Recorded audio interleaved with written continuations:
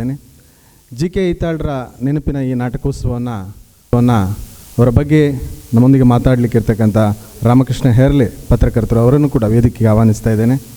ಇವರೆಲ್ಲರೂ ಕೂಡ ನಮ್ಮ ಭಗವತಿ ಮೇಡಮ್ನವರು ವೇದಿಕೆಗೆ ಕರ್ಕೊಂಡು ಬರಬೇಕಾಗಿ ಕೇಳ್ಕೊಳ್ತಾ ಇದ್ದೇನೆ. ಸಾಧಾರಣ ಸುಮಾರು 80-90ರ ದಶಕದಲ್ಲಿ ಯಾವುದೇ ಪತ್ರಿಕೆಗಳನ್ನು ತೆಗೆದರೂ ಅದರಲ್ಲಿ ಜಿ.ಕೆ. ಹಿತಾಳ್ರವರ ಕವನ, ಕಾದಂಬರಿಯ ಕಂತು, ಲೇಖನ, ಪ್ರಬಂಧಗಳು ಇರ್ತಿತ್ತು. ಅಷ್ಟು ವ್ಯಾಪಕವಾದ ಅವರ ಒಂದು ಬರವಣಿಗೆ.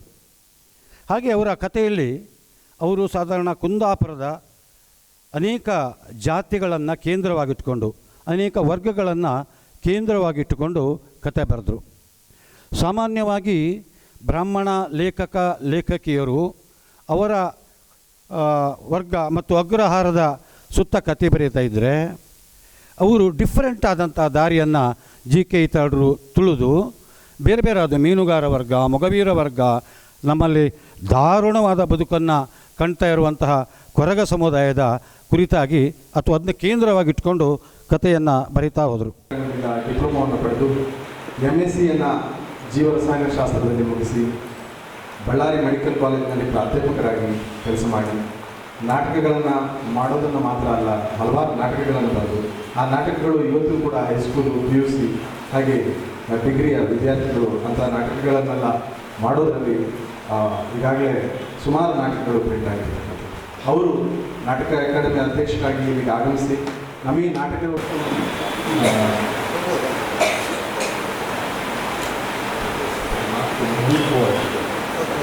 ಎಷ್ಟು ಸಂತೋಷ ಆಗ್ತದೆ ಹಾಗೆ ಆಗಿದ್ದು. ಹಾಗೆ ದೇವರು ಒಳ್ಳೇದು ಮಾಡಲಿ. ಇದು ನಿರಂತರವಾಗಿ ನಡೆಯಲಿದೆ ಅಂತೇಳಿ ಹೇಳಿ ನಾನು ಆಶಿಸ್ತೇನೆ.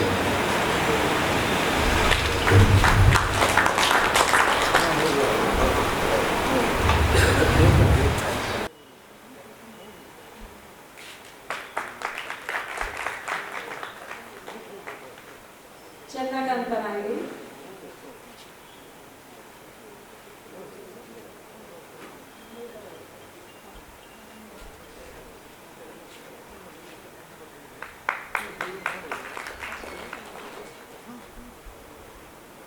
ಜಗದೀಶ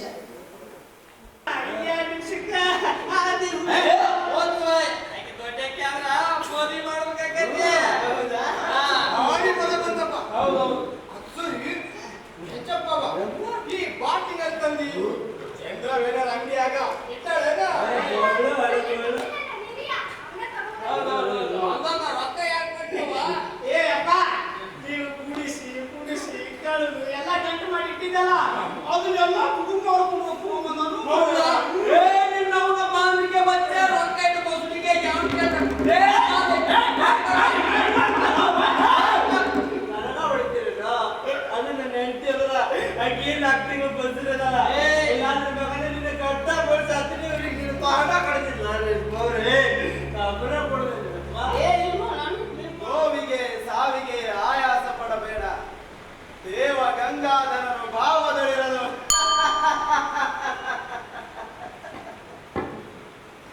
ಮನಶುದ್ಧವಿಲ್ಲದವನಿಗೆ ದ್ರವ್ಯದ ಬಡತನವಲ್ಲದೆ ಚಿತ್ತ ಶುದ್ಧದಲ್ಲಿ ಕಾಯಕ ಮಾಡಿದ ಸದ್ಭಕ್ತನಿಗೆ ಎತ್ತ ನೋಡಿದ ರತ್ತ ಲಕ್ಷ್ಮಿ ತಾನಾಗೆ ಒಲಿಯುವಳು.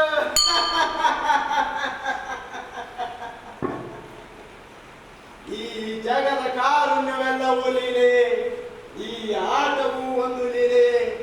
ನೋಡಿರಿ ನೋಡಿರಿ. ನೋವಿಗೆ ಸಾವಿಗೆ ಆಯಾಸ ಪಡಬ್ಯಾಡ ದೇವಗಂಗಾ. ನನ್ನ ಉದ್ಯಮನ ನಾನು ರೈತ ಕಾರ್ಮಿಕ ಆದೀನಿ, ಆದ್ರೆ ಈಗ ದೇಶಕ್ಕೆ ಅನ್ನ ಕೊಡೋ ರೈತಗ ಒಂದು ತನ್ನ ಇಲ್ಲ. ಇನ್ನು ನಮ್ಮ ತರಗತಿ ಮನ್ಯಾಗ ಹೆಂಡತಿ ಮಕ್ಕಳು ಉಪವಾಸಿಸ್ತಾರ, ಖಾಲಿ ಕೈಯಿಂದ ಹೋಗಿ ಅವ್ರಿಗೆ ಹ್ಯಾಂಗ ತೋರಿಸ್ತೀವಿ. ಅದಕ್ಕ ನಾವು ಒಂದು ನಿರ್ಧಾರ ತಂದ್ವಿ. ನಮಗ ಹಸಿವಾಗಿ ನಮಗ ಅನ್ನ ಕೊಡ್ರಿ.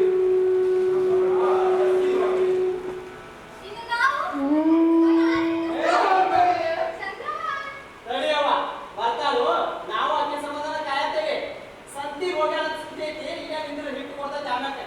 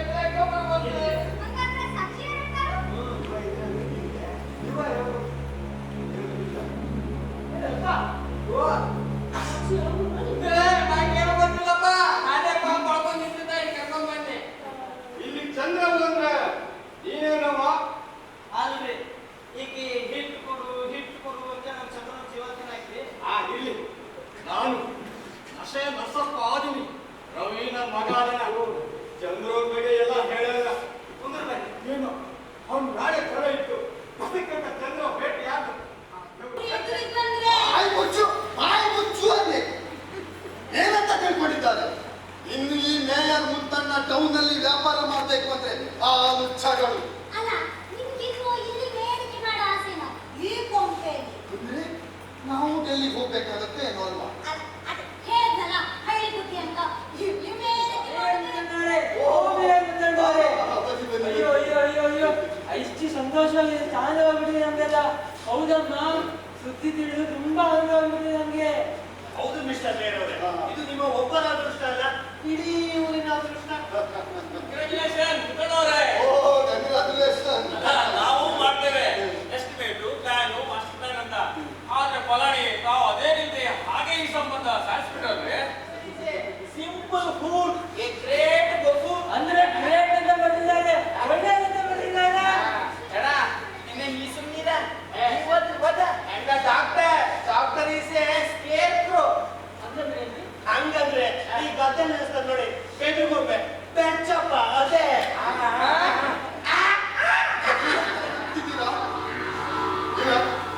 ಮೇಯರ್ ಗಿರಿಗೆ ನೊವೆಲ್ ಗಿರಿ ಸಿಗಿಸ್ಕೊಂಡು ಕೋಡಕ್ಕೆ ಹಾಗೆ ಕುಣಿಯುವ ಈ ಕೆಮ್ಮುದನ್ನು ನೋಡಿ ನಗ್ತಿದ್ದೀರಾ? ಅಂದ್ರೆ ನನ್ನನ್ನು ನೋಡಿ ನಗ್ತಿದ್ದೀರಾ? ಇಲ್ಲ, ಇಷ್ಟು ದೊಡ್ಡ ಕನ್ನಡಿಲಿ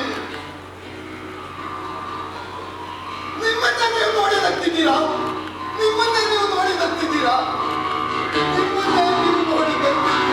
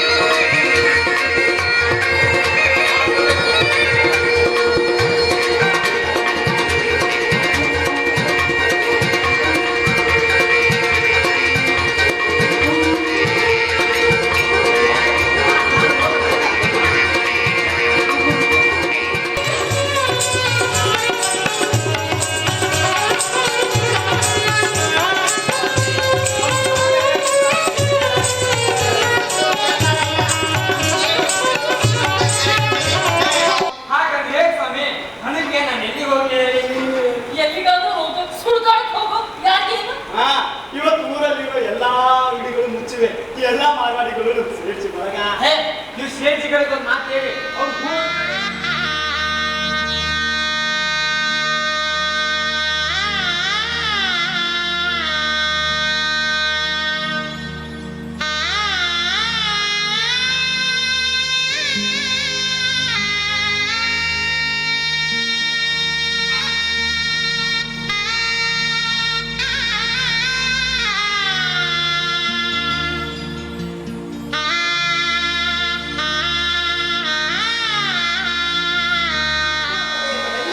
ಕಂಗೊಳಿಸುವಂತಹ ಪತ್ತನವೊಂದಿದ್ದು ಅದರ ಹೆಸರೇನೆಂಬುದು ನಮಗೂ ತಿಳಿದಿಲ್ಲವು.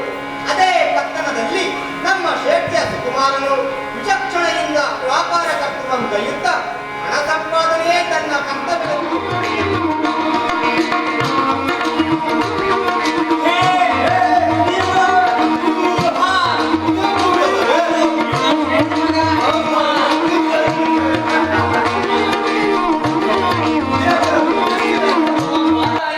ನಾನು ಬರೋ ಹಿಂದಿನ ದಿನ ನಿನ್ನ ಮನೆಯಲ್ಲಿ ಸೀಮಂತ ಇಟ್ಕೊಂಡಿದ್ರು. ನಿನ್ ಹೆಂಡತಿಗೆ 8 ತಿಂಗಳು ತುಂಬಿದೆ ಅಂತೆ. ಊರಿಗೆಲ್ಲ ಸಿಹಿ ಹಂಚಿದ್ರು. ನೀನ್ ವ್ಯಾಪಾರಕ್ಕೆ ಹೋಗಿ ಹಿಂದಕ್ಕೆ ಬಂದ್ಬಿಟ್ಟೆ ಅಂತ ನಾವು ತಿಳ್ಕೊಂಡಿದ್ವಿ.